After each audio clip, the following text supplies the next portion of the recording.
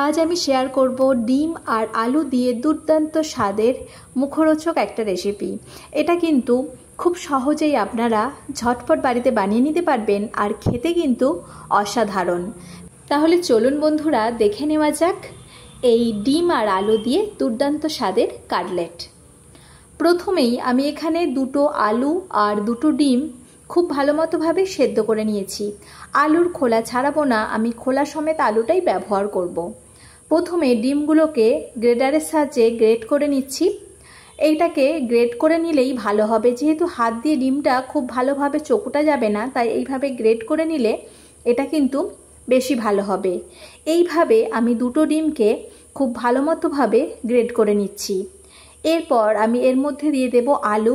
এখানে আলুর খোলা ছাড়ানোর কোনো দরকার নেই, খোলা সমেত আলু ব্যবহার করলে এই বাইন্ডিংটা খুব ভালো হয়, না হলে একদমই কিন্তু নরম আর থ্যাসথ্যাসে হয়ে যাবে।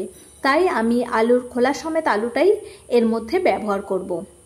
এইভাবে দুটো ডিম গ্রেট হয়ে যাওয়ার পর আলুগুলোকে হাত দিয়ে এইভাবে একটু ম্যাশ করে নেব। এরপর আমি ডিমের সঙ্গে আলুটা ভালো করে মেখে নেব, তবে একদম মিহি করে চটকে মাখবো না, একটু আলু গোটা গোটাই রেখে দেব। আমি হালকা হাতে এটাকে কিন্তু মেখে নেব। দেখতেই পাচ্ছেন বন্ধুরা, আমি খোলা সমেতই কিন্তু আলুটা ব্যবহার করছি আর একদমই হালকা হাতে এটা মেখে নিচ্ছি।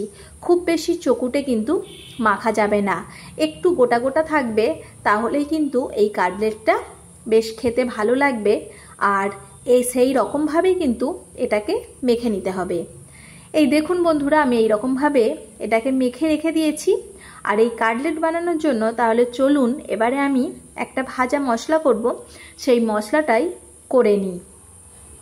এখানে আমি 3টে শুকনো লঙ্কা দিয়ে দিলাম আর 4 টুকরো এলাচ দিলাম, আর এর মধ্যে অ্যাড করে দিলাম দালচিনি আর 4টে লবঙ্গ। এখানে বন্ধুরা আপনারা গোটা জিরেও অ্যাড করে দেবেন, যেহেতু জিরেটা আমার ভাজা আছে তাই এর মধ্যে দিলাম না। শুকনো কড়াইয়ের মধ্যে এগুলো ভালো করে ভেজে নিয়েছি। এরপর এটা আমি মিক্সিতে মিক্স করে রেখে দেব। এরপর কড়াইয়ের মধ্যে দিয়ে দিলাম তেল। তেলটা গরম হয়ে গেলে ওর মধ্যে অ্যাড করে দিলাম রসুন কুচি। আর রসুনটা প্রথমে একটু ভেজে নিতে হবে। রসুনের মধ্যে থেকে কাঁচা গন্ধটা যতক্ষণ না যায় ততক্ষণ কিন্তু এটা তেলেতে ভালো মতোভাবে ভাজতে থাকতে হবে। এরপর এর মধ্যে দিয়ে দেব পেঁয়াজ কুচি। পেঁয়াজটাও রসুনের সঙ্গে নেড়েচেড়ে ভেজে নেব। আর এই মশলাটা না বেটে কুচি দিলেই কিন্তু বেশি ভালো লাগবে, রসুনটা চেষ্টা করবেন কুচি করে দেওয়ার। এরপর এর মধ্যে আমি একটু লবণ দিয়ে দিচ্ছি। লবণ দিলে পেঁয়াজটা খুব তাড়াতাড়ি নরম হয়ে যায় আর খুব ভালোভাবে এটা ভাজা হয়ে যাবে, তাই আমি একটু লবণ দিয়ে একটু নেড়েচেড়ে এটাকে ভেজে নিচ্ছি। এরপর এখানে 1 টুকরো আদা নিয়েছি, আদাটাও আমি এইভাবে গ্রেট করে দিচ্ছি। আদাও আমি বাটবো না, এইভাবে গ্রেটারের সাহায্যে গ্রেট করে দিচ্ছি। এই রকমভাবে দিলে কাটলেটটার টেস্টটা কিন্তু খুব ভালো হবে, তাই কোনো মশলাই এখানে না বেটে এইরকমভাবে ছোট ছোট করে কুচিয়ে ব্যবহার করবেন। এইভাবে আদাটা আমি গ্রেট করে দিয়ে দিলাম, দিয়ে আদাটাও একটু পেঁয়াজ রসুনের সঙ্গে হালকাভাবে ভেজে নিচ্ছি। খুব বেশি আদা ভাজার কোনো প্রয়োজন নেই, আর এইরকমভাবে হালকা করে একটু নেড়ে ছেড়ে ভেজে নিতে হবে। লক্ষ্য রাখতে হবে এখানে মশলাটা যেন পুড়ে না যায়, তাহলে কিন্তু তেতো হয়ে যাবে। ভালো মতোভাবে ভাজা হয়ে যাওয়ার পর ডিম আর আলু যেটা মেখে রেখেছিলাম সেটা ওই মশলার মধ্যে দিয়ে দিলাম, দিয়ে এটাকেও খুব ভালো করে মিশিয়ে নিচ্ছি। আদা রসুন এবং পেঁয়াজ যেটা ভাজা হয়েছিল তার সঙ্গে ওই মাখাটা ভালো করে কিন্তু মিশিয়ে নিতে হবে। আর এটাকে একটু গ্যাসের ফ্লেমটা মিডিয়াম রেখে এটাকে কিন্তু নেড়েচেড়ে একটু সময় নিয়ে মিশ্রণটা তৈরি করতে হবে।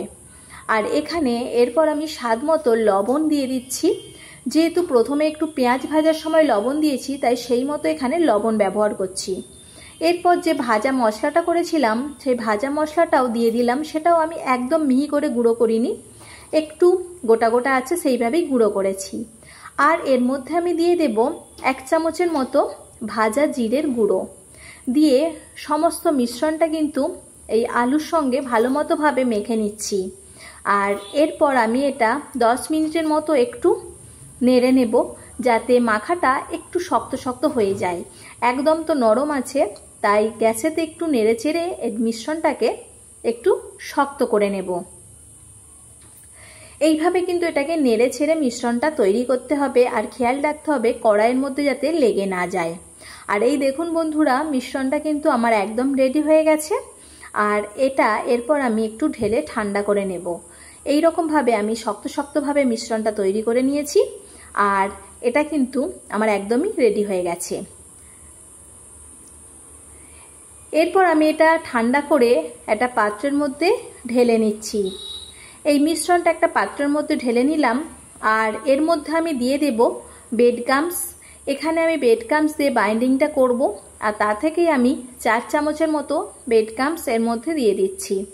এটা দিলে মিশ্রণটা খুব ভালোভাবে কিন্তু তৈরি হয়ে যাবে, আর বেশ ভালোও লাগবে খেতে। তাই ওটা দিয়ে হাত দিয়েই আমি একটু হালকা হাতে মেখে নিচ্ছি। এই মাখাটা কখনোই খুব চটকে মাখা যাবে না, হালকাভাবে কিন্তু মেখে নিতে হবে। এইভাবে আমি খুব ভালো মতোভাবে কিন্তু মিশ্রণটা তৈরি করে নিয়েছি। এরপর একটা ডিম নিয়ে নিলাম, আমি কোট করার জন্য ডিম দিয়ে দিলাম। ডিমটা ভালো করে ফাটিয়ে নিচ্ছি, আর এরপর আমি কাটলেটগুলো নিজের মতো করে সাইজ করে তৈরি করে নেব। এখানে আমি কাটলেটটা চৌকো চৌকো করে করব, তাই চৌকো সাইজ করে তৈরি করে নিচ্ছি। আপনারা আপনাদের পছন্দ মতো কাটলেটটা কিন্তু করে নিতে পারেন। এইভাবে আমি চৌকো করে কাটলেটটা ওই ডিমের গোলার মধ্যে ডুবিয়ে নেব, আর তারপর ব্রেড ক্রাম্বসে দিয়ে তৈরি করে নেব। তবে বন্ধুরা, আমি এখানে বলবো ব্রেড ক্রাম্বসের পরিবর্তে আপনারা যদি এই কোটিংটা নেড়ো গুঁড়ো দিয়ে করেন তাহলে বেশি কিন্তু মুচমুচে হবে, আর বেশ খাস্তা হবে, ভালো লাগবে। তাই ব্রেড ক্রাম্বস না দিয়ে নেড়ো গুঁড়ো দিয়ে করলে এটা কিন্তু বেশি ভালো লাগবে। এইভাবে আমি ডিমের গোলায় ডুবিয়ে ব্রেড ক্রাম্বসে দিয়ে কোট করে নিলাম। দেখতেই পেলেন বন্ধুরা। এই একইভাবে চলুন আরও একটা কোট করে নিই। যখন মুখরোচক কিছু খেতে ইচ্ছা করবে, বাড়িতে মাছ মাংস না থাকলে এইভাবে কিন্তু একটা বা দুটো ডিম থাকলেই আপনারা কিন্তু আলু দিয়ে এইরকমভাবে ঝটপট তৈরি করে নিতে পারেন। এটা বন্ধুরা খেতে চিকেন কাটলেট বা ফিশ কাটলেটের থেকেও কিন্তু বেশ মজাদার, আর এটা যে কেউ এলেই আপনারা বাড়িতে কিন্তু বানিয়ে দিতেই পারেন। দারুণ খেতে, আর খুব কম সময়েই ঘরে থাকা সমস্ত উপকরণ দিয়েই কিন্তু আপনারা এইভাবে বানিয়ে নিতে পারবেন। এই দেখুন বন্ধুরা, আমি আরও একটা বানিয়ে নিলাম, আর এই একইভাবে আমি সমস্ত কাটলেটগুলো চলুন বানিয়ে ফেলি। এই দেখুন বন্ধুরা, আমার কাটলেটগুলো একদম বানানো রেডি হয়ে গেছে। এইভাবে কিন্তু ফ্রিজে আপনারা রেখে দিতে পারেন, মাঝে মাঝে ভেজে খেতে পারেন। এবারে চলুন এগুলোকে ভেজে নিই। এগুলো ভাজার জন্য আমি কড়াইয়ে সাদা তেল দিয়ে দিয়েছি, আর তেলটা গরম হয়ে গেলে গ্যাসের ফ্লেমটা লো করে আমি কড়াইয়ের মধ্যে কাটলেটগুলো দিয়ে দেব। গ্যাসের ফ্লেমটা এখানে মিডিয়াম টু লোয়ে রেখে ভাজতে হবে, আর না হলে কিন্তু ওপরে যে ব্রেড ক্রাম্বসগুলো আছে সেগুলো পুড়ে যাবে আর খেতে ভালো লাগবে না। তাই গ্যাসের ফ্লেমটাকে কিন্তু মিডিয়াম টু লোয়ে রেখে একটু সময় নিয়ে এটাকে ভেজে নিতে হবে। তবে ভাজতে খুব বেশি সময় লাগে না। এটা 5 মিনিটের মতো আমি উল্টে পাল্টে নেড়ে ছেড়ে এরকমভাবে ভেজে নিয়েছি। দেখতে পাচ্ছেন বন্ধুরা কতটা কালারটা কিন্তু সুন্দর এসে গেছে, আর লালচে করে এইভাবে ভাজা হয়ে গেছে। তাহলে চলুন বন্ধুরা এই কাটলেটগুলো আমি তুলে নিই। এই একই প্রসেসে বাকি কাটলেটগুলোও আমি একইভাবে তেলের মধ্যে আস্তে আস্তে ভেজে নেব। দেখতেই পেলেন বন্ধুরা কত সহজে তৈরি হয়ে গেল মাত্র 2টো ডিম আর আলু দিয়ে কাটলেট। এখানে কিন্তু আমার কাটলেট হয়েছিল 7টার মতো, আর এটাকে আমি সস দিয়ে সার্ভ করে নিলাম। ভিডিওটি কেমন লাগলো বন্ধুরা অবশ্যই কিন্তু জানাতে ভুলবেন না, আর অবশ্যই বাড়িতে আপনারা কিন্তু এইভাবে কাটলেট ট্রাই করবেন আর জানাবেন কেমন হলো। সকলে ভালো থাকবেন, সুস্থ থাকবেন, আর ভিডিওটি দেখার জন্য সকল বন্ধুকে জানাই অসংখ্য ধন্যবাদ। আর এই দেখুন বন্ধুরা কাটলেটটা কত সুন্দর হয়েছে। এটা কিন্তু যেমন দেখতে হয়েছে তেমন সুন্দর কিন্তু খেতেও হয়েছিল। ধন্যবাদ।